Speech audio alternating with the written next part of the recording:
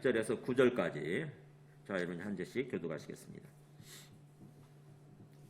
여호와께서 아브라함에게 이르시되 너는 너의 고향과 친척과 아버지의 집을 떠나 내가 네게 보여줄 땅으로 가라. 내가 너로 큰 민족을 이루고 네게 복을 주어 내 이름을 창대하게 하리니 너는 복이 될지라. 너를 축복하는 자에게는 내가 복을 내리고 너를 저주하는 자에게는 내가 저주하리니 땅의 모든 족속이 너로 말미암아 복을 얻을 것이라 하신지라. 이에 아브라함이 여호와의 말씀을 따라 갔고 롯도 그와 함께 갔으며 아브라함이 하란을 떠날 때에 75세였더라.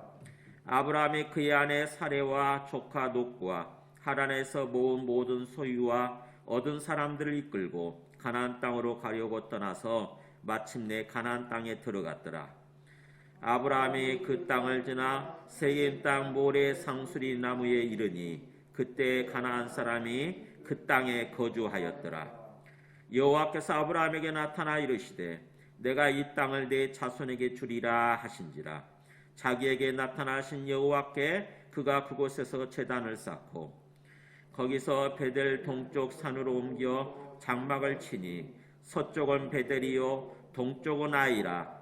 그가 그곳에서 여호와께 제단을 쌓고 여호와의 이름을 부르더니 같이 읽습니다. 점점 남방으로 옮겨갔더라. 아멘. 앉으시겠습니다.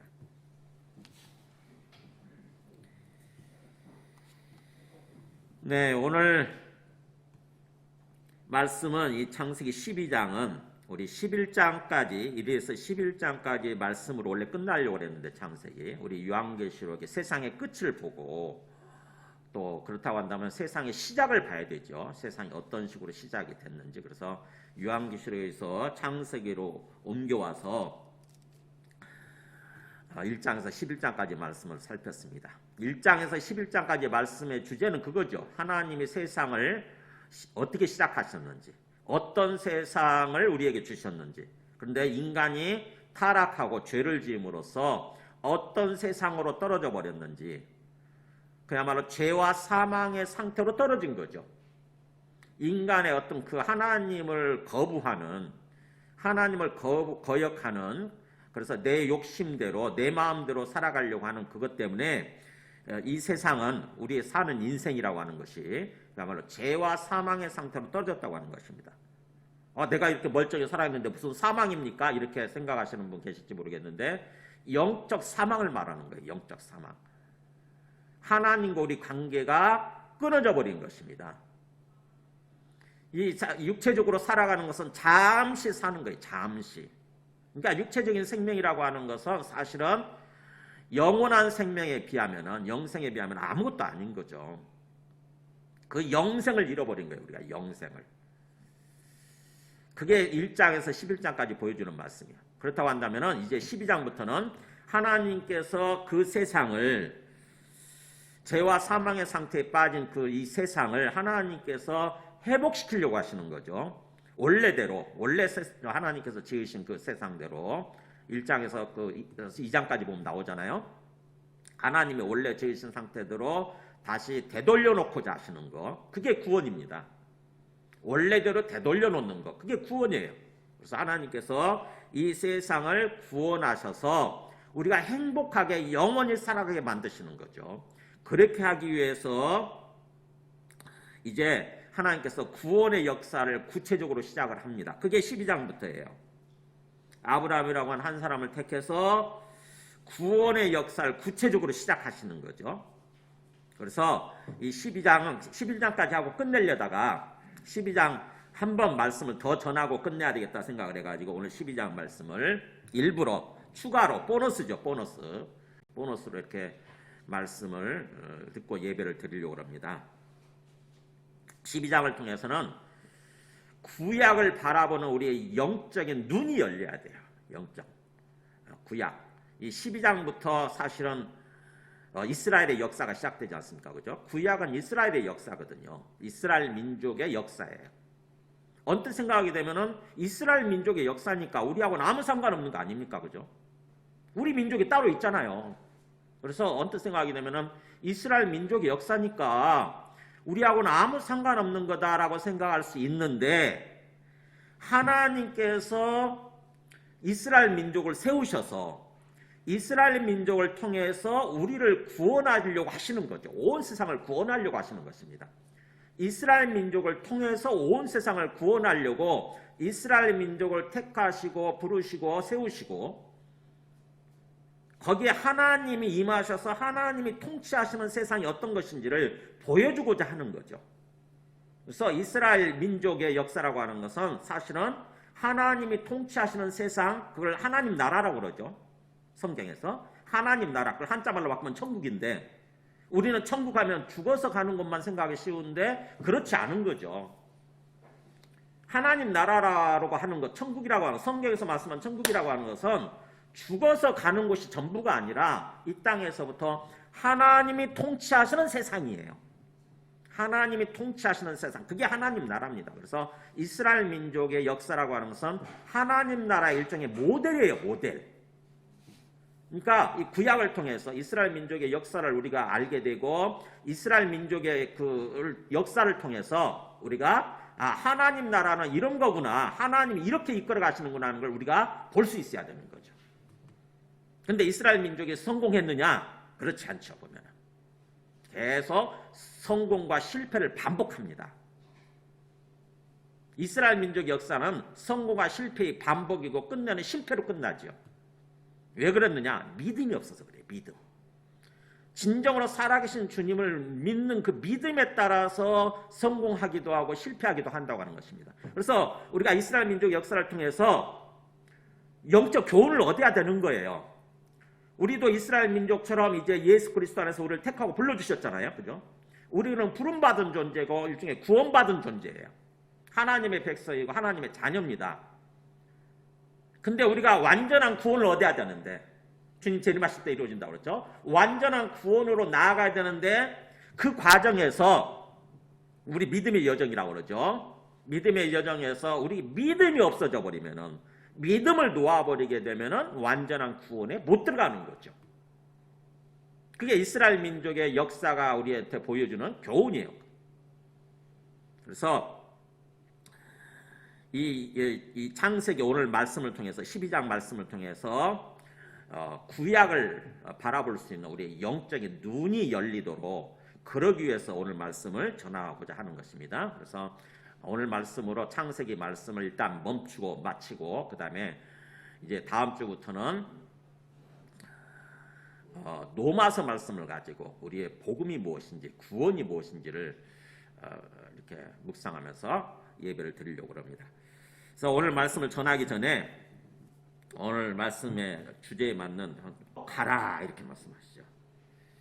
너는 너의 고향과 친척과 아버지의 집을 떠나 내가 너에게 보여줄 땅으로 가라. 너는이란 말이 원래 그냥 우리 말도 보통 그렇죠. 그 영어는 특히 그렇고 구태여 주어 없어도 되잖아요. 그죠? 주어 없어도 되는데 이 히브리어를 보게 되면은 굉장히 주어가 또 나와요. 그러니까 강조하고 있는 거죠. 콕 집어서 얘기하는 거예요. 콕 집어서. 아브라함아 너는 그렇게 하는 거 똑같아요. 너는 레카 해가지고 너는 이렇게 구체적으로 이렇게 얘기를 합니다. 너는 아브라함 부르면서 너는 지금부터 너의 고향, 그 다음에 친척, 아버지의 집을 떠나서 무조건 떠나서 내가 너에게 보여줄 땅으로 가라. 먼저 우리 지도를 한번 보여주실까요? 아브라함의 이동 경로를 볼 필요가 있어요. 아브라함의 이 가정이 원래 어디 살고 있었냐면 여기 메소포타미아, 이게 유프라테스 강이고 이게 티그리스 강인데, 그 유프라테스 강 그 하류에 우루라고 하는 도시가 있어요. 갈대아 우루. 이게 전체가 메소포타미아 지방이죠. 그래서 우루에서 원래 아브라함이 자기 어떤 그 조상들과 함께 살고 있었던 거죠. 근데 여기서 하나님이 부르세요. 그럴 때 이게 첫 번째 부르심이죠. 여기서 불러가지고 내가 너에게 보여줄 땅으로 가라 그랬더니 아브라함이 가족들 데리고 떠나죠. 근데 중간에 이 하란이라고 하는 도시에서 그냥 머물러 버리는 거예요. 왜 머물렀는지는 우리가 짐작을 할 수가 있어요. 아버지 때문이거든요. 아버지 때문에 이렇게 머물러가지고 거기서 그야말로 그냥 주저앉아가지고 사는 거죠. 세상적인 것을 누리면서. 세상적인 어떤 그 우상을 섬기면서 하나님을 섬기지 않고 우상을 섬기면서 거기서 눌러 앉아서 사는 거예요. 거기서 두 번째 부르시는 것입니다. 오늘 말씀은. 하란에서 불러서 너는 이제 너의 아버지 집까지도 버리고 떠나라 이렇게 말씀하시는 거예요. 그래서 우리에서 하란을 거쳐서 이 가나안 땅으로 이렇게 오는 그런 건데, 우리 사도행전 7장 2절을 보면은 그 말씀을 한번 보여주세요.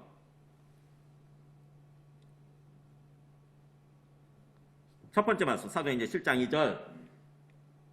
스데반의 설교 속에 이게 나와요. 보면은 스데반이 이르되 여러분 부형들여 들으소서 그러면서 우리 조사 아브라함이 하란에 있기 전에, 이게 나오잖아요. 하란에 있기 전에 메소포타미아, 이게 우르죠. 메소포타미아에 있을 때에 영광의 하나님이 그에게 나타나 보여줬다고 하는 것입니다. 신년이죠. 이게 신년. 하나님이 나타나신 거예요. 앞에 아브라함한테 나타나셔가지고 뭐라고 그러냐면은, 잘 보세요. 너의 고향과 친척을 떠나 내가 너에게 보일 땅으로 가라, 이런 거예요. 여기는 틀리죠, 그죠? 우리 그 창세기 12장 1절 말씀과 틀리죠. 여기는 뭐예요? 너의 고향과 친척, 아버지 집이 없어요. 여기서는 너의 고향과 친척을 떠나서 내가 너에게 보일 땅으로 가라, 이렇게 말씀하신 거예요. 첫 번째 부르신 거죠. 첫 번째 부르실 때는 너의 고향을 버리고 그 다음에 친척들을 버리고 뭐예요? 아버지 함께 가든지 어떻게 가든지 그야말로 내가 너에게 보여줄 땅으로 가라, 이렇게 부르신 거예요.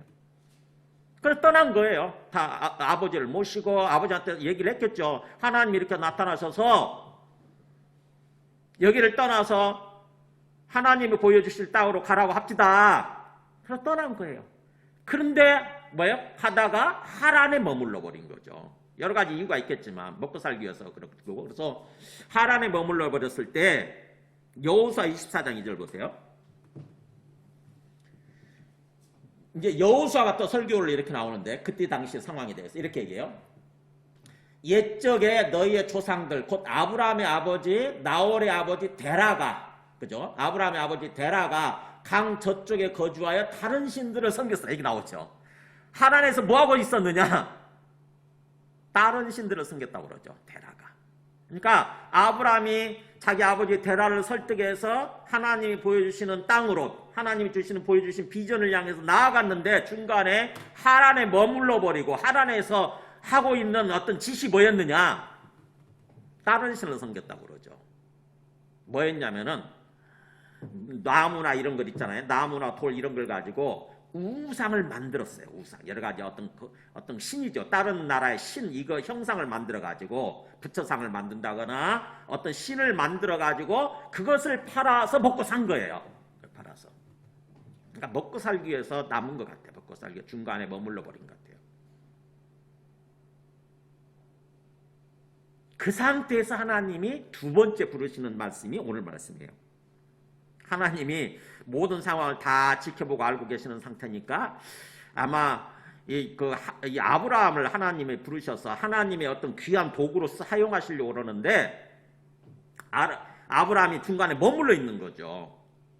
근데 그 원인을 보니까 아버지 때문이에요. 아버지. 그 중동 사회에서는 아버지의 권한이 막강하잖아요. 그죠? 절대적이죠. 그러다 보니까 거기에 순종을 하고 아브라함이 거기서 머물러고 있었던 거죠. 그래서 하나님이 두 번째 부르실 때는 뭘 얘기하는 거냐면은 너는 너의 고향과 친척뿐만 아니라 뭐가 들어가요? 아버지의 집을 떠나라, 이렇게 말씀하시죠. 과감하게 아버지의 집을 떠나가라, 이렇게 말씀하시는 거예요. 아버지 때문에 지금 우상을 섬기고 있는 그 아버지 집에 머무르고 있으면은 하나님을 모르게 되는 거죠. 하나님이 주시는 어떤 그런 비전, 복을 누리지 못하게 되는 거예요. 그래서 아버지 집까지 떠나라고 이렇게 말씀하시는 거죠. 내가 너에게 보여줄 땅으로 가라. 그러면서 이제 그 2절, 3절을 보면은 아브라함한테 주시는 약속, 복이 나옵니다. 7가지가 나와요. 7가지 복을 얘기합니다. 잘 보세요. 내가 너로 큰 민족을 이루게 하겠다. 내가라는 말이 굉장히 강조되어 있어요. 히브리어를 보게 되면 분명히 주어가 나옵니다. 하나님께서 하시겠다는 거예요. 내가 너로 큰 민족을 이루게 하겠다. 첫 번째. 그 다음에 두 번째. 내가 너에게 복을 줄 거다. 그 다음에 세 번째. 내가 너의 이름을 창대하게 크게, 이런 뜻이에요. 너의 이름을 크게 하겠다. 그 다음에 네 번째. 너는 복이 되라. 복이 되라. 이 될지라는 말이 복이 되라라고 하는 명령어입니다. 명령어. 너는 복이 되라. 그 다음에 5번째, 너를 축복하는 자에게는 내가 복을 내릴 것이고, 그 다음에 6번째, 너를 저주하는 자에게, 너를 멸시하고 무시하고, 그런 뜻입니다. 너를 멸시하고 무시하는 자에게는 내가 저주하리니. 우리말은 저주란 말 똑같이 되어 있지만 사실은 앞에 저주는 너를 멸시하고 무시하는 자예요. 뭐 하나님을 봤다는 둥, 나는 여호와 하나님을 믿는다는 둥, 그러면은 사람들 막 콧방귀 뀌고 어떤 무시하는 사람이 있을 수 있잖아요. 그런 사람한테는 내가 저주하고 심판할 거야, 그런 뜻입니다. 뒤에 저주는 진짜 저주예요. 그 다음에 마지막 7번째, 땅의 모든 족속이 너로 말미암아 복을 얻을 것이다. 내가 그렇게 하겠다고 하는 거죠. 이렇게 7가지의 복을 약속하십니다. 성경에서 7가지의 숫자는 7이라는 숫자는 완전수예요. 그러니까 내가 너에게 완전한 복을 주겠다, 이런 뜻이에요. 너가 내 말에 순종하면, 내 말에 순종하고 따르면 내가 너로 그야말로 너에게 완전한 복을 허락하고 완전히 복된 삶으로 세워줄게, 이런 약속입니다. 근데 이때 상황이 생각해 보세요. 쉽지 않은 상황이잖아요. 그죠? 아브라함이 그때 몇 살이었어요? 나중에 보면 4절 그때 보면은 75세예요. 75세. 올해 좀 지금보다는 오래 살던 시절이긴 하지만 그래도 75세라고 생각해 보세요. 75세에 새로운 일을 향해서 도전한다? 새로운 세상을 향해서 나아간다? 결코 쉽지 않은 상황이고, 더군다나 지금 편안하게 뭔가 안정된 모습으로 살고 있는 환경 아닙니까? 그잖아요. 고향 땅이에요. 고향 땅. 그 다음에 또 어떤 자기를 지켜주고 보호해주는 일가 친척들 다 있고, 더군다나 또 아버지가 또 옆에서 버티고 계시잖아요. 그런 것을 다 버리고 일종의 기득권을 내려놓는 거죠. 이것들을 다 내려놓고 떠난다? 쉽지 않은 거죠. 쉽지 않아요. 정말 살아계신 하나님을 믿지 않는다고 한다면, 정말 믿음이 없으면 순종 못하는 거죠. 하나님께서 이렇게 아브라함을 부르실 때 여러 가지 복으로 약속을 해주시는 거죠. 일종의 아브라함이 고민이 됐겠지만 고민 끝에 내린 결론이 받아들이기로 하는 것입니다. 쉽게 못 받아들이죠. 그잖아요. 우리 부름을 받을 때 굉장히 고민하지 않습니까? 저는 10년 고민했는데, 10년. 하나님 저를 부르시는 거 알았어요. 너 신학해라 라고 이렇게 사역자가 되라 부르시는 거 알고 10년을 결단을 못 내리고 10년을 허비한 거죠. 근데 아브라함도 얼마나 고민이 됐겠어요. 그 나이에 75세. 그래도 아브라함이 끝내 결단을 하고 받아들입니다. 4절에 보세요. 이에 아브라함이 여호와의 말씀을 따라 갔다. 말씀에 따라 순종한 거예요. 말씀에 따라. 여호와의 말씀을 따라 갔고 롯도 그와 함께 갔으며 아브라함이 하란을 떠날 때 그때 그 아브라함의 나이가 75세였다. 여러 가지 어려운 상황이지만 결단하고 말씀에 순종했다고 하는 것을 이렇게 묘사를 하고 있는 거죠. 우리는 언뜻 쉽게 생각하기 쉬워요. 그냥 아브라함이니까 뭐 성경에 나와 있으니까. 근데 우리가 아브라함이라고 생각해 보세요. 우리 지금 나이에도 우리가 순종하기 힘들어 하잖아요. 근데 75세 모든 안락하게 누리는 환경을 다 내려놓고 그걸 포기하고 떠난다? 와, 쉽지 않은 거죠. 근데 그때 그 아브라함이 떠날 때 아브라함의 마음 상태를 보여주는 말씀이 히브리서에 나와요. 히브리서 11장 8절 보세요. 한번 읽어볼까요? 믿음으로 아브라함은 부르심을 받았을 때 순종하여 장래 유업으로 받을 땅에 나아갈새 뭐라고 그럽니까? 갈 바를 알지 못하고 나아갔으며. 그러니까 아브라함이 부르심을 받았을 때 순종하면서 나아가는데 그 마음 상태가 뭐예요? 갈 바를 알지 못했다. 내가 어디로 가야 되는지 알지 못했다. 이런 뜻이 아니라 뭐예요? 마음 상태가 굉장히 막 방황하고 힘들어하는 그런 모습이에요. 막막한 거죠. 한마디로 얘기하면 막막한 겁니다. 하나님이 너 콕 집어서 너 어디로 가 그렇게 말씀하시지 않았잖아요. 그죠? 콕 집어서 어디로 가라 말씀하지 않았었어요. 아브라함은 가나안 땅으로 가려고 하는 마음이 있었죠. 그 아버지 때부터 왠지 모르지만 가나안 땅으로 가려고 하는 마음이 있어서 가나안 땅으로는 가는데 뭐냐면은 콕 집어서 어딘지는 모르는 거예요. 가나안 땅이 그냥 한 도시가 아니잖아요. 넓은 지역이잖아요. 하나님이 콕 집어서 말씀해 주시지 않았어요. 그래서 막막한 상태에서, 막연한 상태에서 그래도 순종하면서 떠나는 것입니다. 어디로 가야 될지는 모르지만 하나님이 떠나라고 그랬으니까 장차 내가 너에게 보여줄 거다. 어디라고 내가 장차 얘기해 줄 거다라고 하는 거죠. 장차. 나중에 얘기해 줄게. 지금은 떠나라 이렇게 말씀하시니까 막연하고 막막한 상태에서 떠나는 것입니다. 하나님 말씀에 순종해서 그거예요. 그래서 아브라함이 드디어 떠나죠. 보면 5절 보세요. 아브라함이 그의 아내 사레와 조카 롯과 하란에서 모은 모든 소유와 얻은 사람들을 이끌고 가나안 땅으로 가려고 떠나서 마침내 가나안 땅에 들어갔더라 그러죠. 그러니까는 막연한 방향은 있네요. 가나안 땅이라고 하는 막연한 방향이 있어서 가나안 땅으로 가려고 떠나서 마침내 가나안 땅에 들어왔어요. 근데 보세요. 그 다음에 6절 보면 아브라함이 그 땅을 지나 그러잖아요. 그 땅을 지나 세겜 땅 모래 상수리 나무에 이르니 그때에 가나안 사람이 그 땅에 거주하였더라. 그러니까 어디까지 이러냐면 다시 지도를 보여줘 보세요. 제가 우리에서 첫 번째 부름을 받고 떠났다가 그냥 아버지 때문에 하란에 머물러 버리죠. 하란 여기서 우상을 만들어서 아브라함의 아버지 데라는 여기서 여러 가지 우상을 만들어가지고 거기서 먹고 살았던 거고 그 팔아가지고 그럴 때 하나님이 두 번째 불러가지고 이제 아버지 집까지 떠나라. 그래서 거기서 아버지 어떻게 보면 아버지 집을 떠나는 거죠. 떠나고 그래서 드디어 가나안 땅을 향해서 쭉 갑니다. 가나안 땅에 이르렀을 때 그 다음에 보세요. 그 다음에 두 번째 지도 보여줘 보세요. 두 번째 지도 여기 베델과 아이 사이 이게 세겜 땅이에요. 베델과 아이 여기 딱 이르렀을 때에 놀랍게도 보면 뭐가 나오냐면 거기 6절에 아브라함이 그 땅을 지나 그 땅을 통과하는 거죠. 그러니까 가나안 땅에 지금 도달했어요. 근데 거기서 지금 멈추지 못하는 거죠. 왜냐면 하나님이 아직 안 보여주셨으니까. 하나님이 아직 여기다라고 말씀 안 해주셨기 때문에 계속 가는 거예요. 지금 계속 가르고 그랬을 때 여기까지 드디어 도착한 거죠. 여기서부터 쭉 가나안 땅인데 쭉 통과해서 그 땅을 지나란 말이 통과하여 그런 뜻이에요. 그 땅을 통과해서 베델과 아이 사이 세겜 땅에 이르렀을 때에 거기에 뭐가 있냐면 상수리 나무가 있어요. 상수리 나무 한번 보여주실래요? 우리는 상수리 나무 그러니까 그까짓 게 뭐라고 이런 생각하잖아요. 그죠? 그까짓 게 뭐라고 무슨 나무가 그렇게 중요해.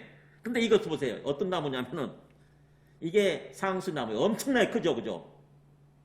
이게 지금도 있는 세브론 땅에 있는 아브라함의 상수리 나무라고 불리는 그러니까 이제 여기는 좀 덩치만 남아있네. 다 꺾이고 이제 이 정도 되는 나무예요. 굉장히 감탄이 나오잖아요. 그죠? 옛날에 이렇게 큰 나무 밑에 사람들 뭐 했을까요?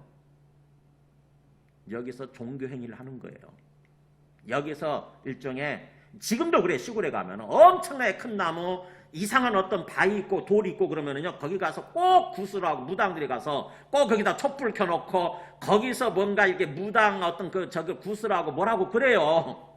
옛날 사람들 뭐예요? 여기가 모임의 장소인 거고 일종의 종교 행위를 하는 우상 숭배 자리예요. 딱 거기에 도달했을 때 하나님 뭐라고 그러십니까? 7절에 보면은 내가 이 땅을 너의 자손에게 주리라. 그런 게 드디어 하나님이 내가 장차 보여줄 땅으로 가라 이렇게 말씀하시고 나서 계속 이제 가서 떠나는데 말씀해 주시지 않았잖아요. 근데 여태 여기 딱 도달했을 때 하나님이 등장하십니다. 하나님이 나타나셔가지고 그 신년이라고 그래요. 그걸 하나님이 등장하시는 거. 하나님이 등장하셔가지고 내가 이 땅을 너의 자손에게 주리라. 드디어 말씀하신 거예요. 이 땅이야, 이 땅.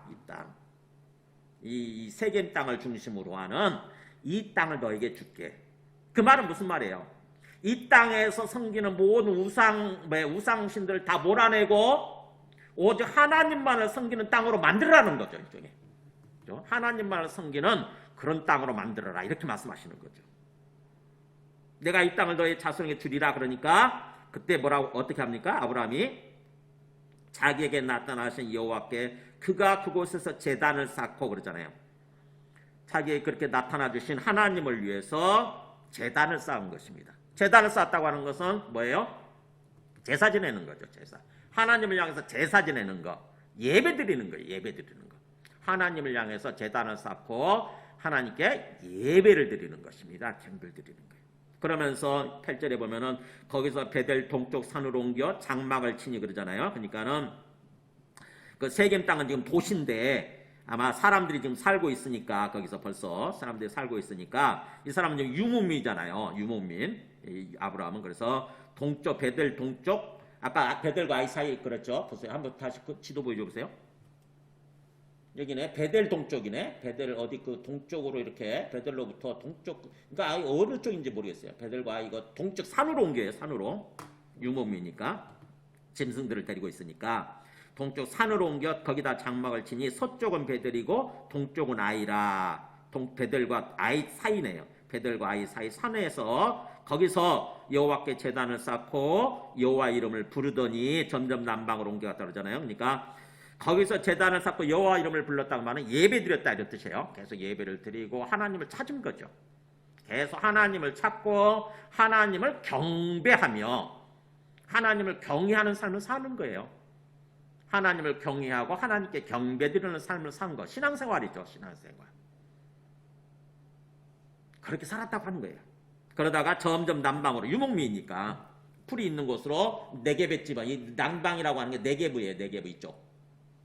사해 밑에 이쪽 네게브 사막 광야지대죠. 완전 이쪽으로 점점 옮겨갔더라 이렇게 말씀 나오는 것입니다. 자, 우리가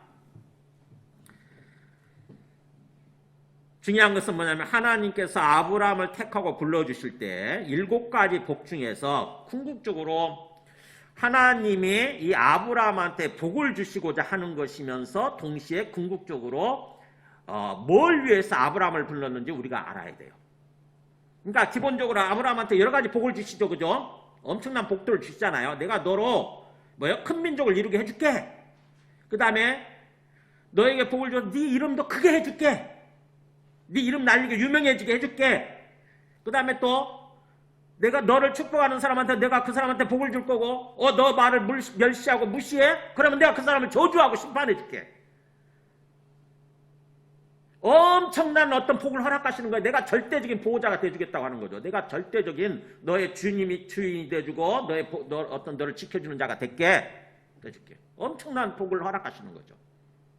그러면 아브라함은 뭐예요? 거기에 순종해서 나왔으니까 이 땅에서 삶을 사는 동안 그 복을 누리면서 살겠죠. 자연스럽게. 그죠? 자연스럽게. 당연히 그 복을 누리면서 살게 될 것이고 그러면서 하나님의 궁극적인 목적이 뭘까 생각해 보세요. 아브라함을 택하고 아브라함 개인을 그냥 무조건 개인에게 복 주시고 개인이 잘되게 해주시기 위한 거예요? 아니면 아브라함의 궁극적인 목적은 뭔가 어떤 거예요? 바로 마지막 복이에요. 마지막. 땅의 모든 족속이 너로 말미암아 복을 얻을 것이라. 그러니까 하나님이 아브라함을 택하고 불러주신 궁극적인 이유, 궁극적인 목적은 뭐가 있는 거예요? 바로 온 세상 구원이에요. 온 세상 구원. 땅의 모든 족속이 너로 말미암아 복을 얻게 될 거다. 이 복이 뭐냐? 하나님이 주시는 축복인 것이고 즉 다시 말하면 뭐예요? 그 영혼의 복인 거죠. 영혼의 복, 심령의 복이죠. 하나님께 돌아와서 하나님과 함께하는 삶을 사는 거 거하나님이 지켜주시고 하나님이 주인 되셔서 하나님이 인도해 주시는 삶을 살게 되는 거 종합적인 복이죠. 어떻게 보면 종합적인 복인 거고 근본적인 복이죠. 근본적인 복, 영혼의 복. 너로 말미암아 땅의 모든 족속, 세상 모든 사람들이 너로 말미암아 그 복을 얻게 될 거야. 나는 그것을 원해 라고 지금 말씀하시는 거죠.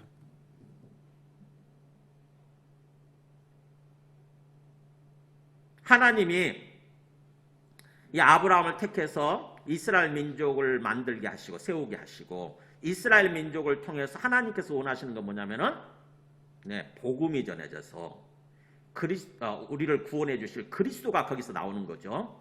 그리스도의 복음이 전해져서 구원에 관한 복음이 계속 전파되어져서 온 세상을 구원하려고 하시는 거예요. 하나님은 뭐예요? 전체를 바라보고 계시는 거죠. 온 세상을 바라보고 계시고 모든 사람들을 지금 바라보고 계시는 거죠. 왜냐 하나님의 작품들이니까. 하나님이 그들에게 생명을 주셨기 때문에 하나님의 작품이죠. 모든 사람을 바라보시면서 그들이 뭐예요? 나의 통치를 받으면서 나와 함께 살아야 되는데, 행복한 모습으로 영원히 나와 함께 살아야 되는데 지금 떠나갔잖아요. 하나님 앞에서 떠나갔어요. 그래서 그 죄와 사망의 상태에 빠진 거죠. 죄와 사망의 상태로. 세상이. 그게 11장까지 얘기인 거죠.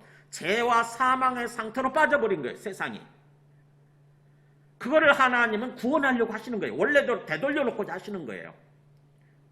원래대로는 뭡니까? 죄와 사망의 상태의 반대말이 의와 생명의 상태로. 의와 생명의 상태로. 의라고 하는 것은 영혼이 더럽혀지지 않냐고, 영혼이 뭐예요? 원래 상태. 즉 정결한 상태, 성결한 상태, 거룩한 상태. 하나님 앞에 올바른 상태. 그게 의로운 거예요. 그 심령이. 그러면서 생명의 상태라고 하는 것은 바로 뭐예요? 하나님이 주시는 생명을 누리면서 하나님과 함께 교제하면서 하나님과 함께 사랑을 나누면서 하나님과 함께 살아가는 상태. 그게 생명이고 그게 성경에서 말씀하는 영생인 것이고 그런 거죠. 요한복음에서는 영생이라고 표현하잖아요.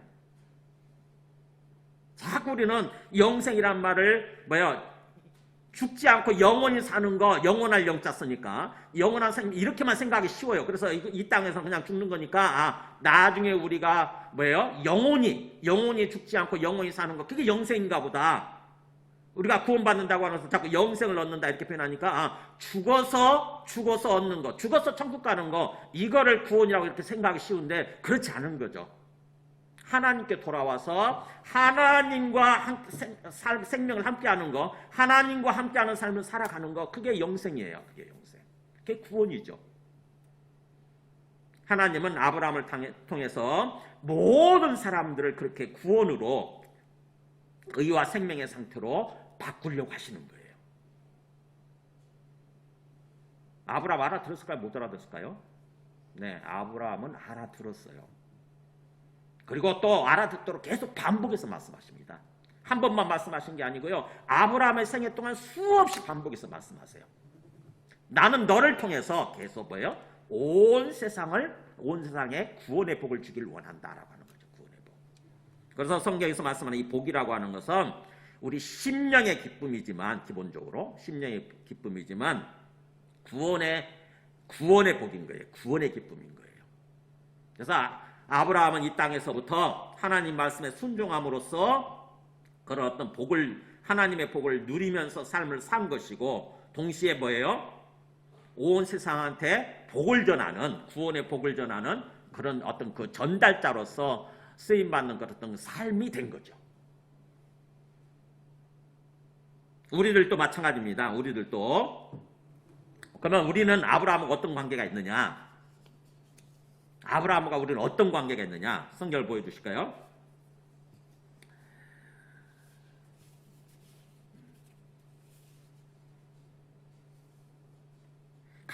갈라디아서 3장 7절 보면은, 자 보세요. 아브라함과 우리 관계예요. 믿음으로 말미암은 자들은 아브라함의 자손인 줄 알지어다. 네.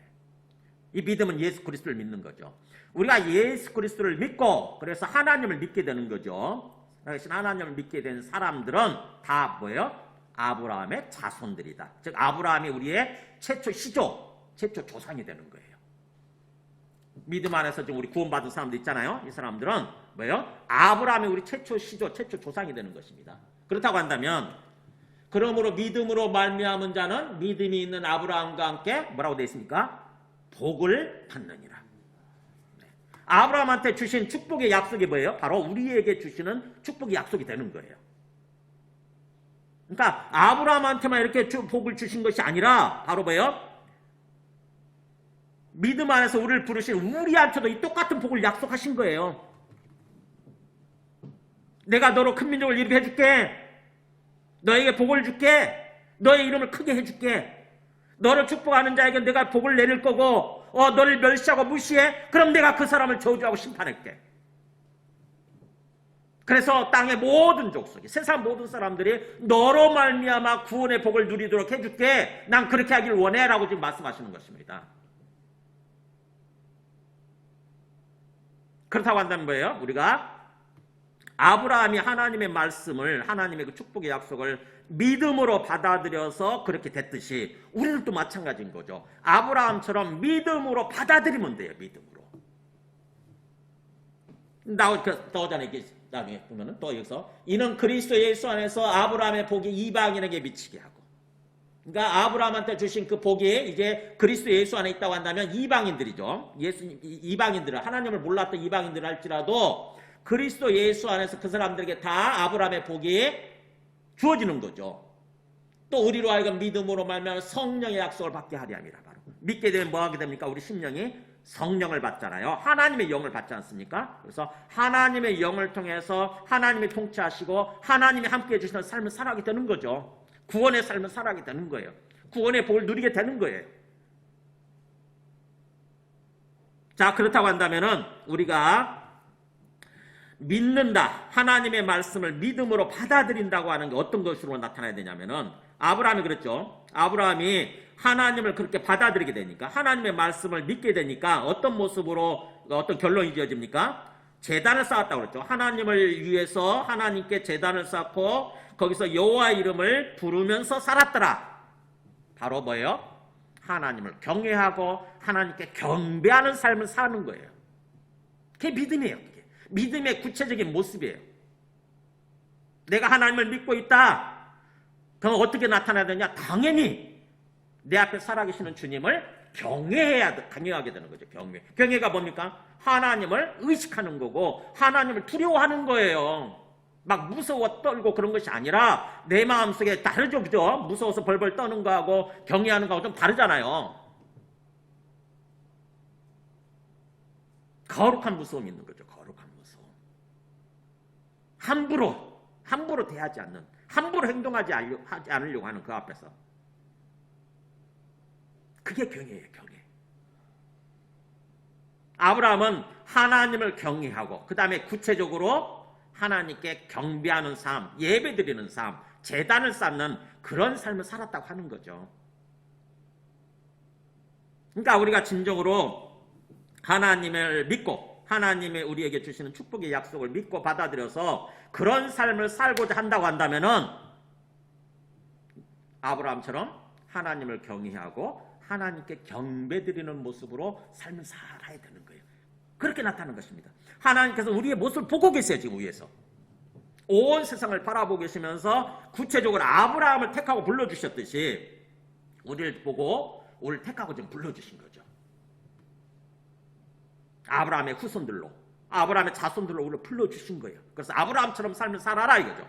아브라함처럼 복을 누리는 삶을 살고 그러면서 온 세상을 복되게 만드는, 온 세상의 모든 사람에게 복을 전하는, 하나님의 복을 전하는 그런 삶을 살아라 라고 지금 하나님께서 하시는 거죠. 우리한테 기대하시면서 명령하신 거예요. 그런 삶을 살라고. 그러니까 우리를 택하고 불러주신 것은 바로 그런 삶을 살라고 하는 거죠. 얼마나 내가 하나님을 경외하느냐, 살아계신 하나님을 경외하고 진정으로 온 마음을 다해서 하나님께 경배하고 예배드리는 그런 삶을 살아가느냐, 그것을 보고 하나님은 판단하시는 거죠. 그래서 우리가 예배를 드릴 때는 제가 아까 처음에 와서 기도하면서 그런 생각이 들었어요. 이 예배가 내 생의 마지막 예배다 생각을 하고 예배를 드려야 되겠다. 하나님은 그러기를 원하시는 거구나. 온 마음을 다해서 내 생명을 다해서 예배드리기를 원하신다고 하는 거죠. 아브라함은 그런 삶을 산 거예요. 자, 말씀을 정리합니다. 하나님은 아브라함을 택하고 부르셨듯이 우리를 택하고 불러주셨어요. 그리스도 예수 안에서. 그래서 아브라함을 통해서 큰 민족을 이루게 하시고 그 다음에 그 복을 누리게 하시고 또 온 세상에 복을 전하는 그런 삶을 살게 하셨듯이 또 우리도 그렇게 삶을 살기를 원하시는 것입니다. 하나님께 나와서 하나님이 주시는 복을 누리고 축복을 누리고 또 우리를 통해서 하나님의 그 복이, 하나님의 구원의 기쁨, 구원의 복이 주변 사람들한테 전달이 되기를 원하시는 거죠. 전해지기를 원하시는 거예요. 그래서 우리의 삶의 목적, 우리 존재하는 이유, 숨을 쉬고 밥을 먹고 살아가는 우리의 삶의 목적이 뭐에 있어야 되느냐? 왜요? 나를 통해서 하나님의 복이 전해지는 거예요. 나를 통해서 주변으로 자꾸 하나님의 복이 전해지는 것입니다. 너는 복이 되라 그러잖아요. 너는 복이 되라. 이 명령어예요. 굉장히 강조를 합니다. 여기서. 너는 복이 되라.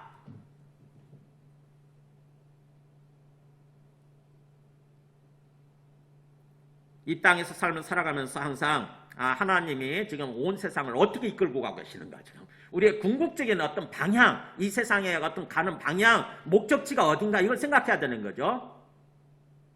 하나님은 온 세상을 구원하려고 하시는 거예요. 원래대로 되돌려 놓고자 하시는 거예요. 처음 지으셨을 때처럼 창세기 1장 2장에 나오는 처음 지으셨을 때처럼 참으로 거기는 어떤 부정적인 게 없잖아요. 그죠?